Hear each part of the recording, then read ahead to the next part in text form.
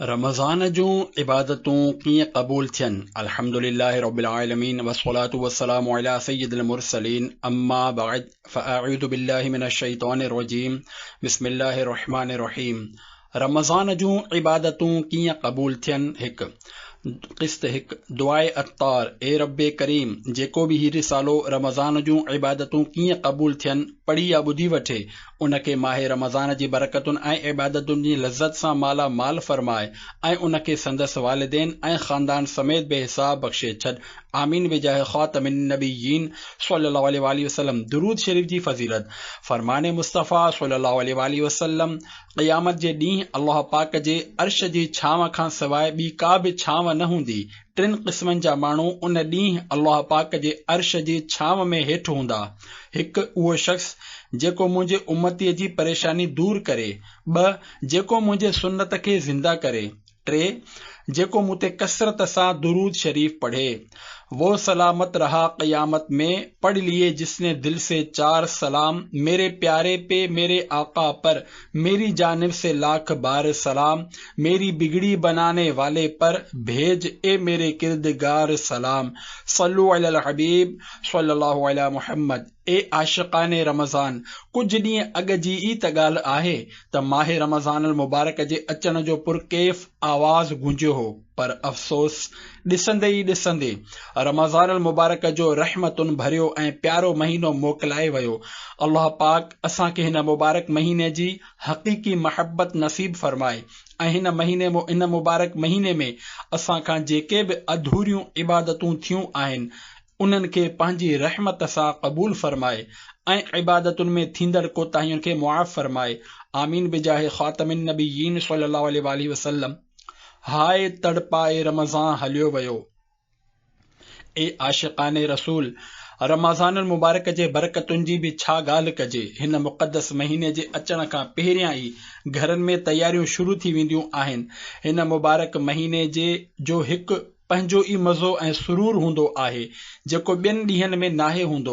जीअं ई रमज़ान मुबारक जो चंड नज़र ईंदो आहे त दिल जी हिकु अजीब कैफ़ियत तारी थी वेंदी आहे, जंहिंजे करे इंसान पाण मुरादो इबादत ॾांहुं माइल थी वेंदो आहे ऐं मस्जिदुनि ॾांहुं अचणु लॻंदो आहे।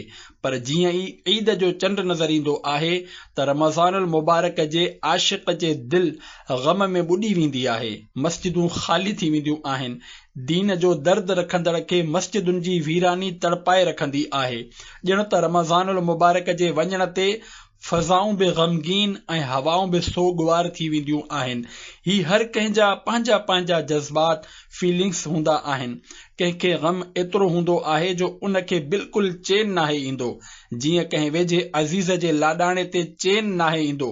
अहिड़ी ई कैफ़ियत कुझु ख़ुशनसीबनि जी रमज़ान मुबारक जे रुख़्स थियण ते हूंदी आहे।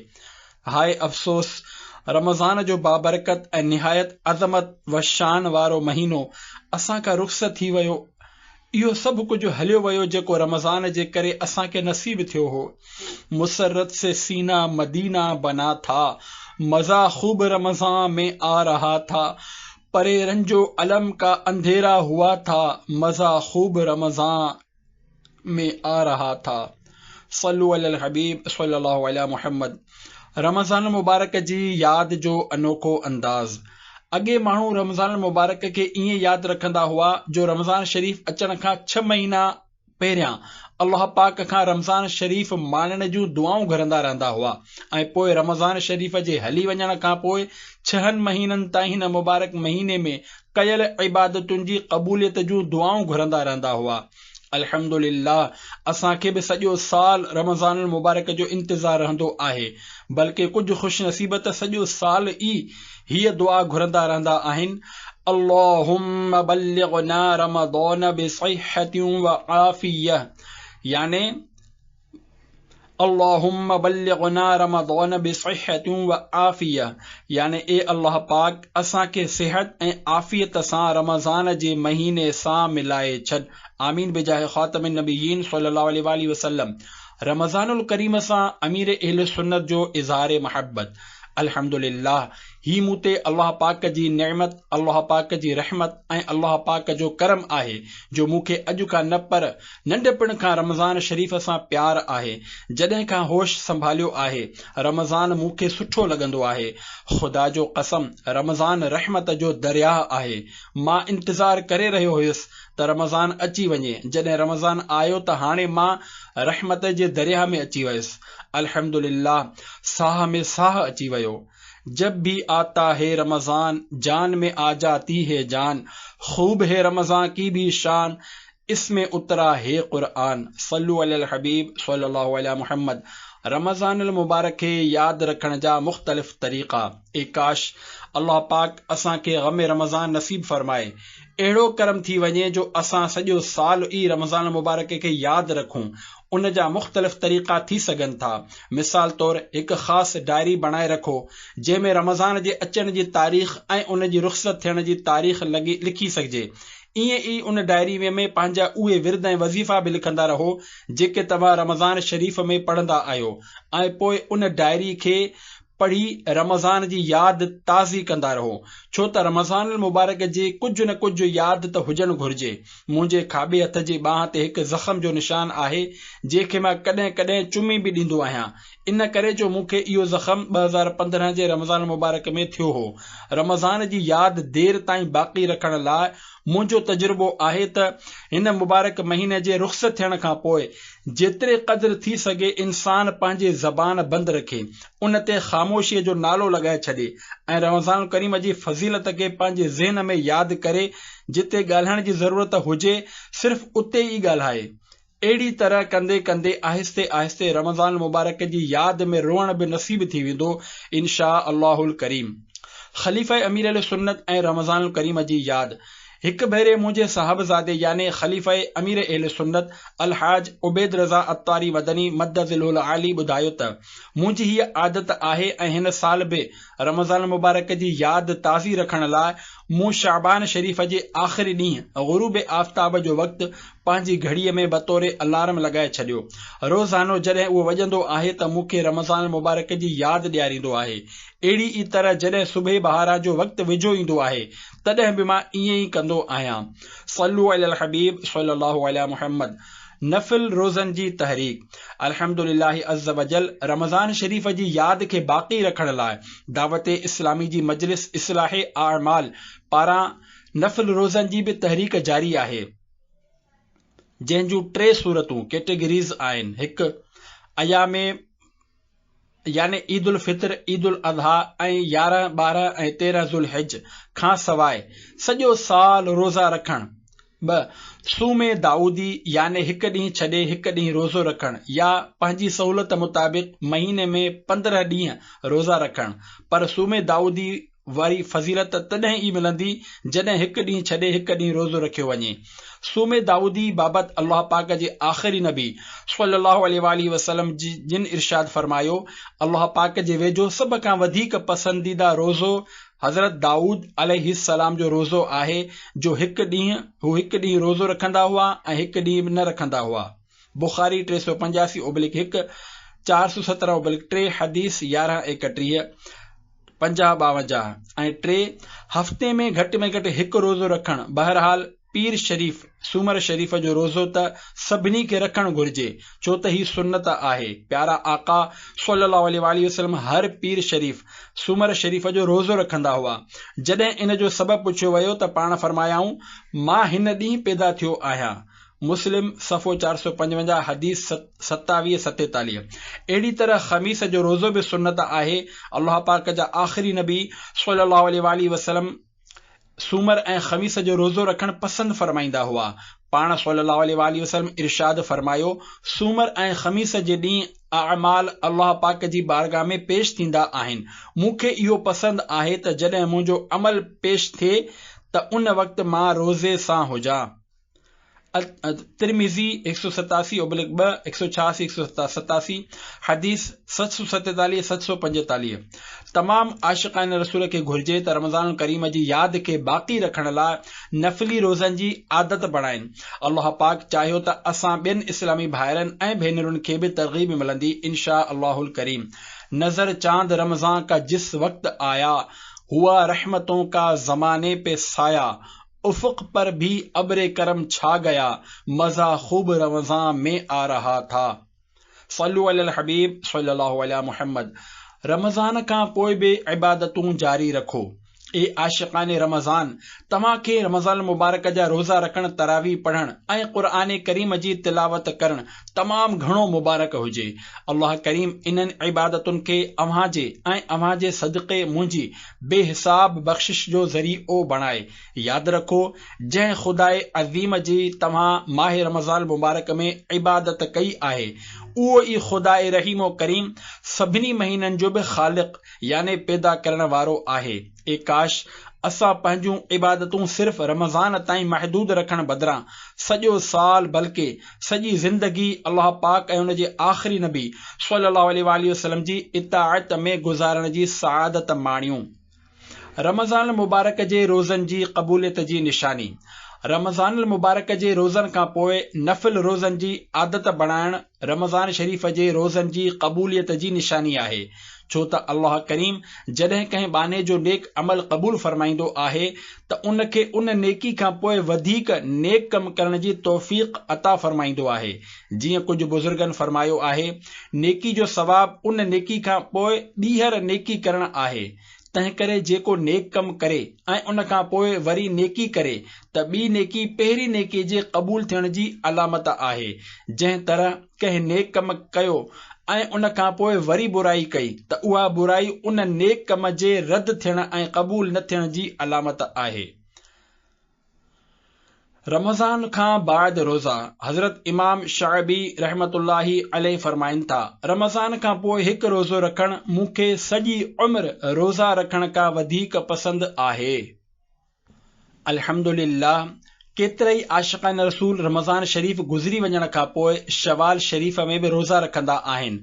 शवाल जे रोज़नि जी त छा ॻाल्हि कजे। इन हवाले सां टे फ़रमाने मुस्तफ़ा सल्लल्लाहु अलैहि वसल्लम पेश कजनि था।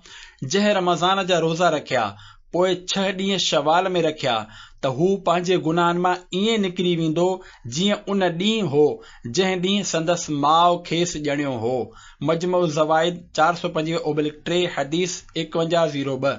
नंबर 2, जंहिं रमज़ान जा रोज़ा रखिया पोइ उन्हनि खां पोइ 6 ॾींहं शवाल में रखिया त ईअं आहे जीअं ज़माने याने सॼी उम्र जे लाइ रोज़ो रखियाई। मुस्लिम सफ़ो 456 हदीस 1164। 3, जंहिं ईद उल फितर खां पोइ शवाल जे महीने में 6 रोज़ा रखिया तंहिं ॼण सॼे साल जा रोज़ा रखिया। छो त जेको हिकु नेकी खणी ईंदो तंहिंखे उन जहिड़ियूं 10 नेकियूं मिलंदियूं। तंहिं करे माह रमज़ान जा रोज़ा रखण 10 महीननि जे रोज़नि जे बराबरि आहिनि ऐं हिननि 6 ॾींहनि जे रोज़नि जो सवाब 2 महीननि जे बराबरि आहे। अहिड़ी रीति ही सॼे साल जा रोज़ा थी विया। सुनन कुबरा लिनसाई 162/163/2 हदीस 2860-2861। बहितर इहो आहे त ही रोज़ा धार रखिया वञनि, जीअं हिकु ॾींहुं छॾे करे हिकु ॾींहुं रखियो वञे, या पूरे महीने में जहिड़ी तरह आसानी थिए। ऐं ईद खां बाद जेकॾहिं 6 ॾींहं लाॻीतो बि रखिया वञनि त को हर्ज नाहे। सिर्फ़ ईद जे ॾींहुं याने शवाल जी 1 तारीख़ जो रोज़ो नथो रखी सघिजे। बहितरीन नेकी ऐं बदतरीन गुनाह। ए आशिक़ाने रसूल, उहा नेकी केतिरी न सुठी आहे जेका बुराई में मुब्तला थियण खां पोइ कई वञे त उहा नेकी उन बुराई खे मिटाए छॾींदी आहे। इन खां वधीक बहितर इहा उहा नेकी आहे जेका कंहिं नेकी खां पोइ कई वञे, ऐं उहो गुनाह केतिरो न बुरो आहे जेको कंहिं नेकी खां पोइ कयो वञे, जेको उन नेकी खे बर्बाद करे छॾींदो आहे। यादि रखो, तौबह खां पोइ हिकु गुनाह करणु तौबह खां पहिरियां कयल 70 गुनाहनि खां बि वधीक बुरो आहे। अल्लाह करीम खां मौत ताईं नेकी ते साबित क़दमी जी दुआ घुरंदा रहो ऐं उन खां दिलुनि जे फिरण ऐं नेकी खां पोइ गुनाह ॾांहुं मोटण खां पनाह घुरो। यकीनन अल्लाह पाक जी इताअत जी सआदत खां पोइ उन जी नाफरमानी जी ज़िल्लत तमामु ख़राब शइ आहे। ऐं क़िनाअत याने जेको मिलियो उन ते सब्र करण जी दौलत मिलण खां पोइ लालच जी गुरबत में पवण तमामु बुरो आहे। नौजवान ऐं पोढ़नि खे नसीहत। ए नौजवानो, जेकॾहिं तव्हां गुनाहनि खे छॾण ते सब्र करे वरितो त ख़्वाहिश नफ़्स जी लज़्ज़त खे छॾण जे बदिले में ईमान जी हलावत याने मिठास तव्हांजे दिलनि में रखी वेंदी। छो त जंहिं कंहिं शइ खे अल्लाह पाक लाइ छॾे ॾिनो त खेसि उन खां बहितर शइ अता कई वेंदी आहे। हीउ ख़िताब त नौजवाननि लाइ आहे। रहियो पोड़ो शख़्स त उहो जेकॾहिं रमज़ान मुबारक खां पोइ गुनाह जो आदी थी वञे त ही अञा बि वधीक बुरी ऐं क़बीह ॻाल्हि आहे। छो त नौजवान खे त पंहिंजे उमिरि जे आख़िर में तौबह जी कुझु न कुझु उम्मीद हूंदी आहे। हालांकि तौबह जी उम्मीद ते गुनाह करण बि सख़्त ख़तरे वारी ॻाल्हि आहे, छो त मौत ओचितो ऐं जल्दी अची सघे थी। जॾहिं त पोड़े शख़्स जी सुवारी त उम्मीदुनि जे समुंड जे किनारे ते पहुची चुकी हूंदी आहे, याने पोड़ो शख़्स मौत जे बिल्कुलु वेझो पहुची चुको हूंदो आहे ऐं उन जे तरफ़ खां जवानी ॿीहर मोटी नाहे ईंदी त पोइ हू कहिड़ी उम्मीद ते आहे। हो गया तुझसे खुदा नाराज अगर, कब्र सुन ले आग से जाएगी भर। उम्र में छूटी है गर कोई नमाज, जल्द अदा कर ले तू आ गफलत से बाज। छोड़ दे दाढ़ी मुंडाना है हराम, एक मुट्ठी से घटाना है हराम। कर अता या रब गमे शाहे उमम, भूल जाएं रंजो गम दुनिया के हम। ए मेरी बहनों सदा पर्दा करो, तुम गली कूचों में मत फिरती रहो। या इलाही नेक कर अत्तार को, बख्श दे तू बख्श दे बदकार को। बुरा माण्हू।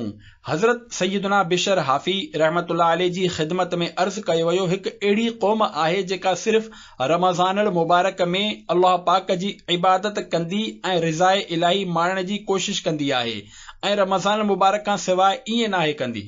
पाण फरमायाऊं, उहा क़ौम त तमामु बुरी आहे जेका ही सम्झे थी त अल्लाह पाक जो हक़ सिर्फ़ रमज़ान शरीफ़ में ई आहे। बेशक नेक बानो त उहो आहे जेको सॼो साल अल्लाह पाक जी इबादत कंदो ऐं उन जी रिज़ा हासिल करण जी कोशिश में लॻो रहंदो आहे। हिकु अहम मसइलो बहार शरीअत में आहे, को शख़्स सिर्फ़ रमज़ान में नमाज़ पढ़ंदो आहे, बाद में नाहे पढ़ंदो ऐं चवंदो आहे त एतिरो ई काफ़ी आहे या जेतिरी पढ़ी आहे इहा ई वधीक आहे, छो त रमज़ान में हिकु नमाज़ 70 नमाज़ुनि जे बराबरि आहे।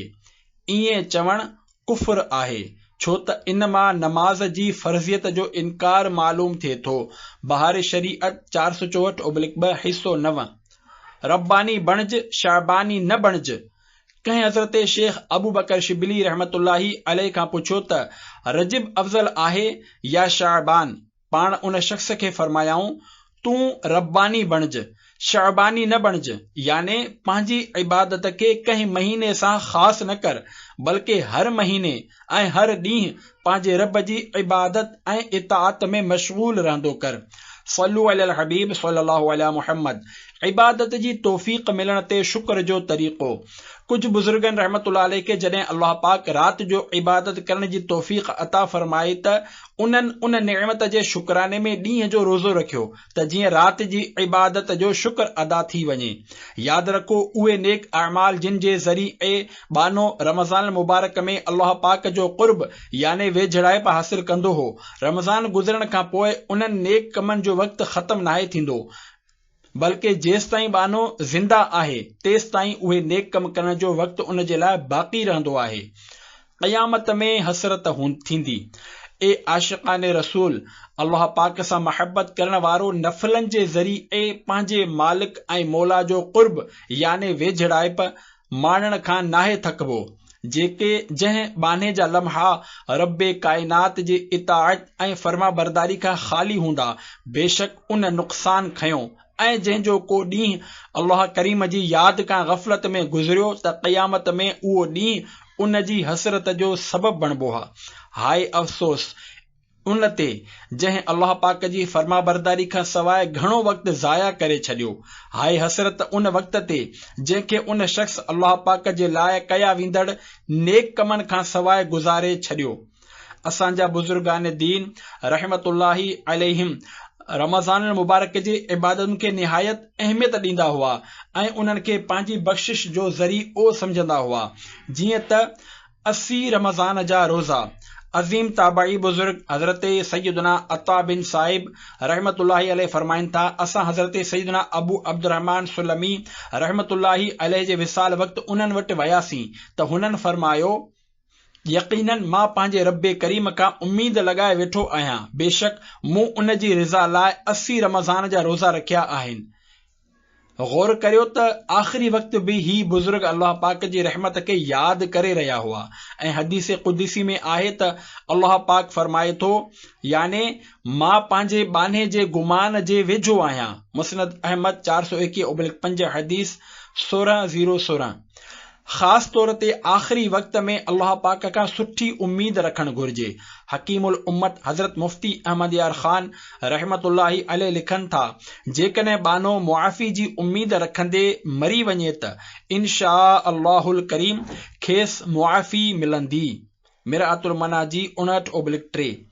अल्लाह पाक असांखे बि उहा तौफ़ीक़ अता फरमाए त जीअं असांखे बि हिन संदसि ज़ात मां हुस्न ज़न जी नेमत नसीब थिए। पर अॼुकल्ह कुझु नादान ही चवंदा आहिनि त असां गुनाहगार आहियूं, इन करे असां त जहन्नम में वेंदासीं। अहिड़नि जे लाइ पूरो पूरो ख़तरो आहे त संदन ॻाल्हि पूरी थी वञे। इन करे ईअं कॾहिं बि न चवणु घुर्जे। मआज़ल्लाह, गुनाह केतिरा ई हुजनि, जेतोणीक गुनाह करणु न घुर्जनि, पर जेकॾहिं थी विया हुजनि तॾहिं बि अल्लाह पाक जी रहमत मां मायूस न थियणु घुर्जे ऐं कॾहिं बि ही न चवणु घुर्जे त मूंखे त बस सज़ा ई मिलंदी, बल्कि अल्लाह पाक जी रहमत मां सुठी उम्मीद रखंदे तौबा करणु घुर्जे ऐं ॼाणी वाणी गुनाह करणु त परे जी ॻाल्हि, बल्कि गुनाह जे वेझो बि न वञणु घुर्जे। सुठियूं सुठियूं नियतूं करे वठो। ए आशिक़ाने रसूल, नियत करे वठो त अॼु खां पोइ मुंहिंजी का बि नमाज़ क़ज़ा न थींदी। अल्लाह पाक जी नाफ़रमानी वारनि कमनि खां बचंदासीं, फिल्मूं ड्रामा न ॾिसंदासीं, गाना बाजा न ॿुधंदासीं, ॾाढ़ी न कूड़ाईंदासीं ऐं न ई हिक मुठ खां घटाईंदासीं। आशिक़ाने रसूल सां गॾु हर महीने 3 ॾींहं काफ़िले में सफ़र कंदासीं। नेक अमाल जे रिसाले जे ज़रिए रोज़ानो पंहिंजे अमलनि जो जाइज़ो वठंदासीं ऐं हर महीने जी पहिरीं तारीख़ ते रिसालो जमा कराईंदासीं। इस्लामी भेनरूं बि नियत कनि त हमेशह शरई पर्दो कंदियूं, पंहिंजूं ठाहियल मजबूरियूं बयान न कंदियूं त असांजे ख़ानदान में केरु पर्दो नाहे कंदो, हिते सख़्ती आहे वग़ैरह। इस्लामी भेनरूं पर्दे खां बचण लाइ अॼुकल्ह जेके मजबूरियूं ॿुधायूं वेंदियूं आहिनि, उहे आख़िरत में कम न ईंदियूं ऐं न ई अल्लाह पाक जे अज़ाब खां बचाए सघंदियूं। असल मजबूरी उहा आहे जेका आख़िरत में अल्लाह पाक जे अज़ाब खां बचाए ऐं अल्लाह करे त अहिड़ी मजबूरी खां अव्हां जो वासितो ई न पए ऐं अव्हां ख़ुश दिली सां अल्लाह पाक ऐं उन जे आख़िरी नबी सल्लल्लाहु अलैहि वसल्लम जे समूरनि अहकामनि ते अमल कयो। यादि रखो, पर्दो फ़र्ज़ आहे। उन जे अहकामनि जी मालूमात जे लाइ मकतबतुल मदीना जो किताब पर्दे जे बारे में सुवाल जवाब ज़रूर पढ़ो। सल्लु अलल हबीब सल्लल्लाहु अला मुहम्मद व आलिहि व अस्हाबिहि व बारक वसल्लम।